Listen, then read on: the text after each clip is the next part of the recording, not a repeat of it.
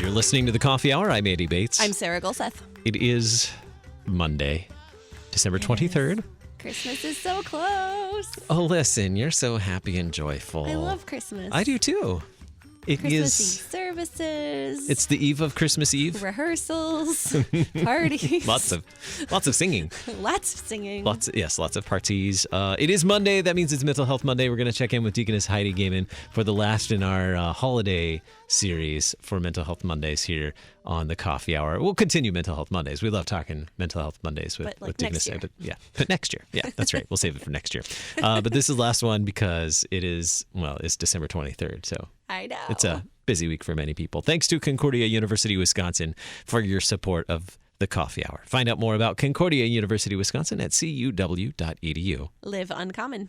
It is Monday, December 23rd. So much to do. So much to do. And that's the topic of Mental Health Mondays today. So much to do, stressors. Good morning, Heidi. Thanks for being here for Mental Health Mondays.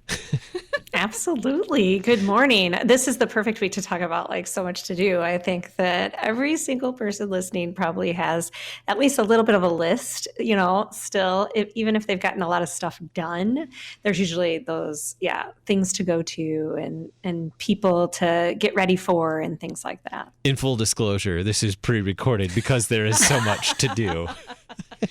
It's true.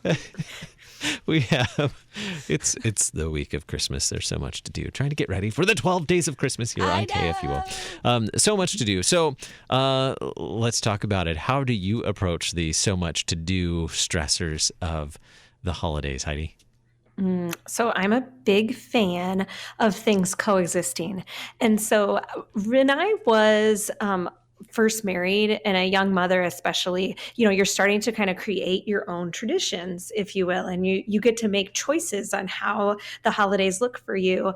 And so I feel a huge amount of pressure for that. And so I would just try to pack in with my kids, make sure we have Christmas jammies and there's a picture and we have the right foods and we have crafts and we, just on and on.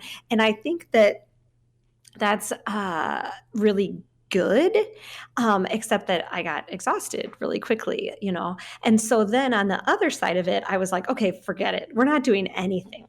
This is ridiculous. We're just going to sit and look at Christmas tree lights, and you can imagine how that went with young children. And so it took some time, but I had to learn the benefit of both simplicity but also excitement and energetic celebration.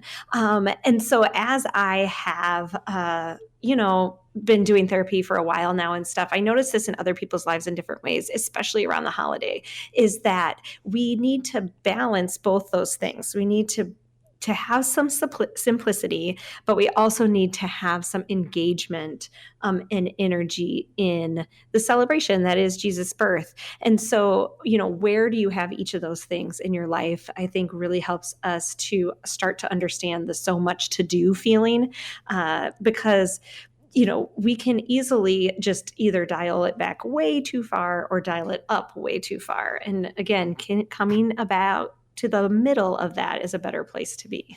Not everything has to be a Pinterest celebration.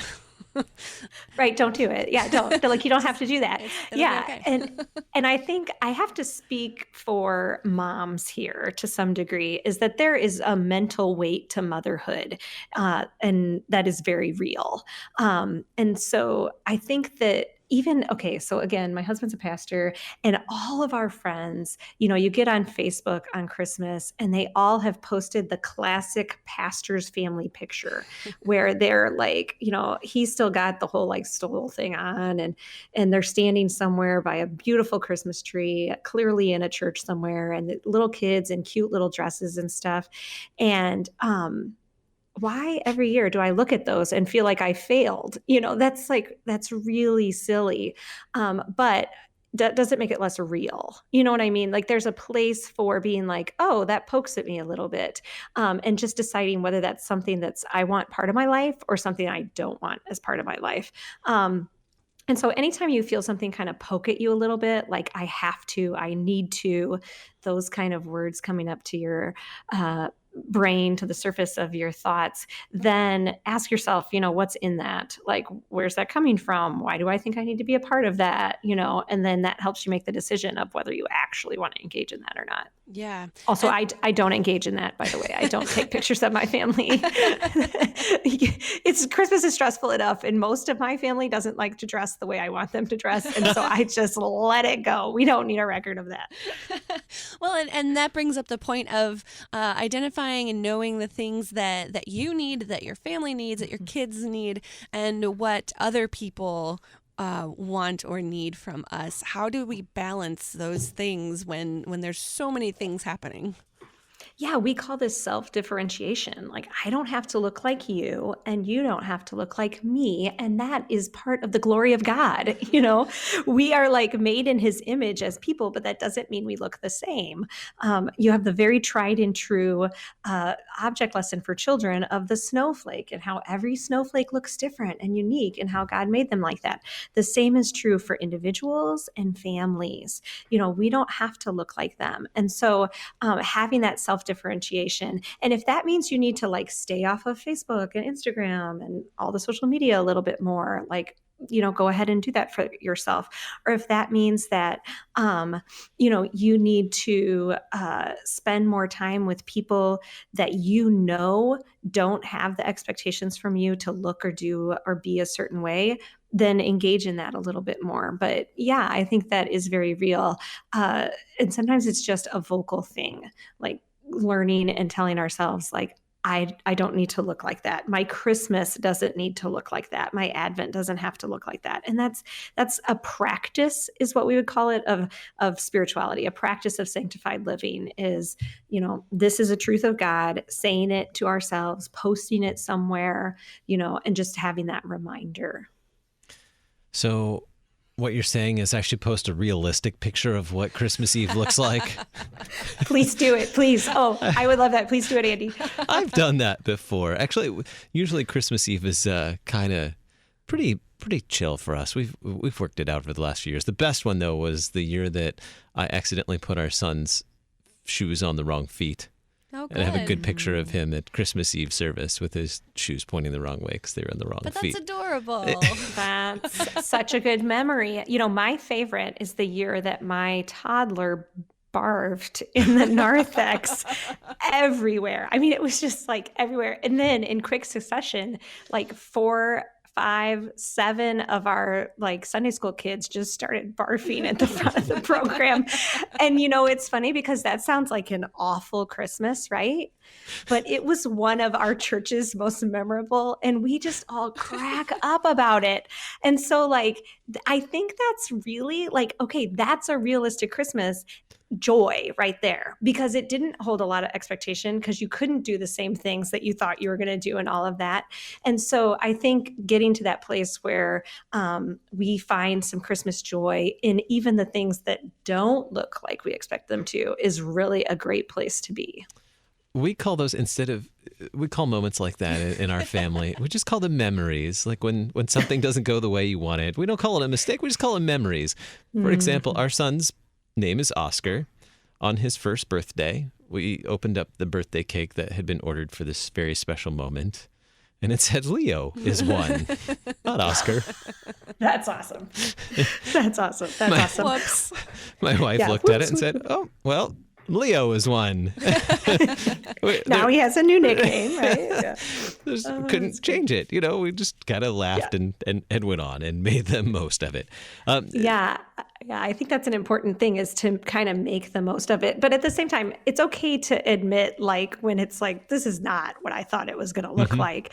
And so knowing the things that will exhaust us, knowing our mental, spiritual, emotional, and physical signs of what is important to us and what, we would really like to have in the holidays.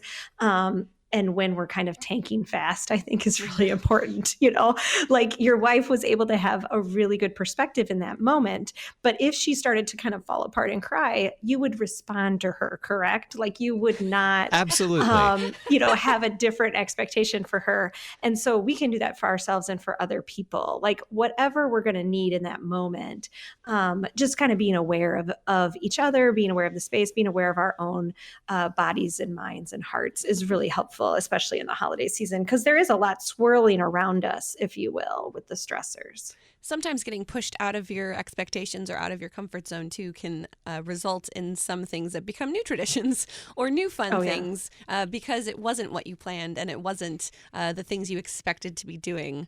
But that's sometimes where new exciting things can happen too. Yeah, it's so true. Like with the barfing incident, I'm sure everybody's loving my story on Mental Health Monday, right?